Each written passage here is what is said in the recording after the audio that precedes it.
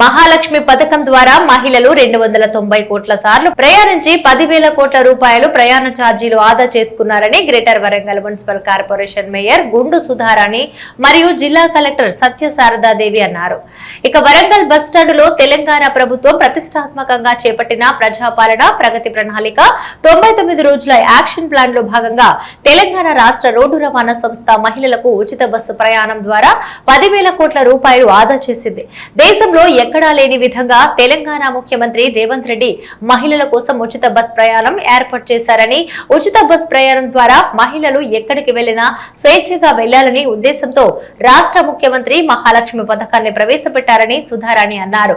రానున్న రోజుల్లో ఆర్టీసీకి ఎలక్ట్రిక్ బస్సుల కోసం రీఛార్జ్ మరియు సర్వీస్ స్టేషన్ ఏర్పాటు చేసేందుకు భూసేకరణ చేశామని, త్వరలోనే రాష్ట్ర మంత్రిచే శంకుస్థాపన జరగనుందని, ఉచిత బస్ ప్రయాణం ద్వారా 10,000 కోట్ల రూపాయలు మహిళలకు ఆదా జరిగిందని జిల్లా కలెక్టర్ సత్యశారదాదేవి అన్నారు.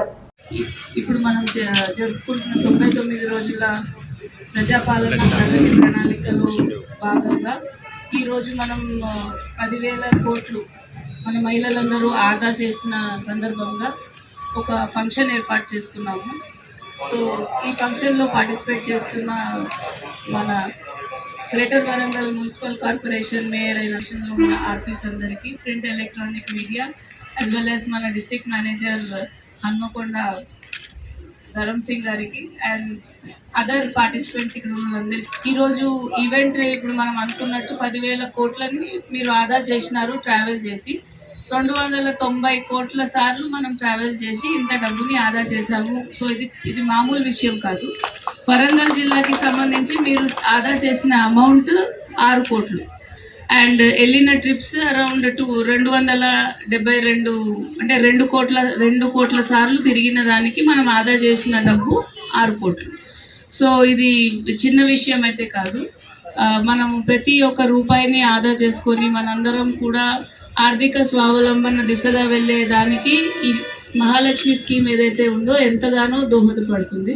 సో రాష్ట్ర ప్రభుత్వం ద్వారా ఇచ్చిన అమలు అవుతున్న ఈ ప్రోగ్రాం ద్వారా మన డే టు డే యాక్టివిటీస్ మహిళలందరూ ఫ్రీ బస్ ట్రావెల్ వలన వాళ్ళు వెళ్తున్న దానికి ప్లస్ మనకి టెంపుల్స్కి వెళ్తున్నారు, వాళ్ళు అనుకున్న ప్లేసెస్కి ఈజీగా రీచ్ అవ్వగలుగుతున్నారు అండ్ ఎలాంటి ఒక ఎంపవర్మెంట్ దిశగా అంటే వాళ్ళు శక్తివంతంగా కనపడుతున్నారు. ఇప్పుడు మనం బస్ స్టేషన్లోనే ఉన్నాము, ఇందాక కూడా చూసాం. మనము బస్సు వచ్చినప్పుడు మ్యాక్సిమం ఎక్కువ మహిళలే కనిపిస్తున్నారు. బస్సులో ఇంతకుముందు ఎలా ఉండేదని అంటే ముందు నుంచి ఎక్కేవాళ్ళు, ఇప్పుడు వెనక నుంచి కూడా ఎక్కి సీట్స్ ఆక్యుపై చేసుకునే విధంగా ఉంది.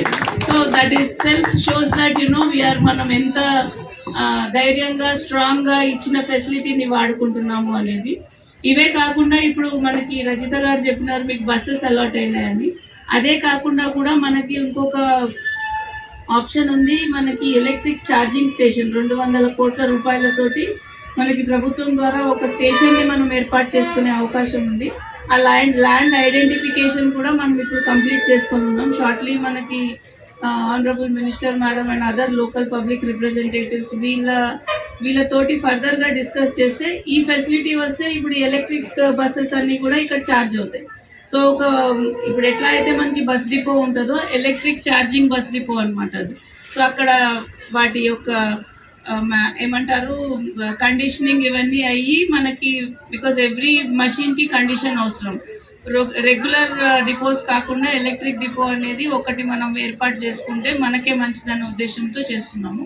ఇవే కాకుండా పెట్రోల్ బంక్స్ కానీ ఇంకా చాలా చాలా చెప్పారు. కానీ ఈరోజు సబ్జెక్ట్ ఓన్లీ మనము ఫ్రీ బస్ ట్రావెల్ కాబట్టి ఫర్దర్గా కూడా ఈ ఆప్షన్స్ని మీరు ఎక్కువగా వాడుకొని మన ఏవైతే డిఫరెంట్ స్కీమ్స్ ప్రభుత్వం ద్వారా మనకి అమలవుతున్నాయో మహిళలు డెఫినెట్లీ ఆర్థికంగా స్ట్రాంగ్గా ఉంటే కుటుంబ వ్యవస్థ కూడా బాగుంటుంది అన్న ఉద్దేశంతో ఏర్పాటు చేసిన ఈ ఎంటైర్ స్కీమ్ని ఫర్దర్గా కూడా మీరు యూటిలైజ్ చేసుకోవాలని కోరుకుంటూ ఈరోజు ఇక్కడ వచ్చిన మీ అందరికీ కూడా ధన్యవాదాలు తెలుపుతూ ప్రజాపాలన పట్టణ ప్రణాళికలో 90 రోజుల కార్యక్రమంలో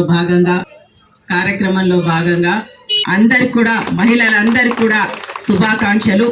మనము మార్చి నెల అంటే మహిళల నెలగా మహిళా దినోత్సవం జరుపుకుంటూ ఈరోజు చివరి రోజు 31st రోజు మహిళలకు సంబంధించినటువంటి మహాలక్ష్మి కార్యక్రమాన్ని మనము మరోసారి గుర్తు చేసుకుంటూ ఈ కార్యక్రమాన్ని నిర్వహించినందుకు గౌరవ ముఖ్యమంత్రి గారికి వేదిక ద్వారా హృదయపూర్వకంగా ధన్యవాదాలు తెలియజేసుకుంటున్నాను.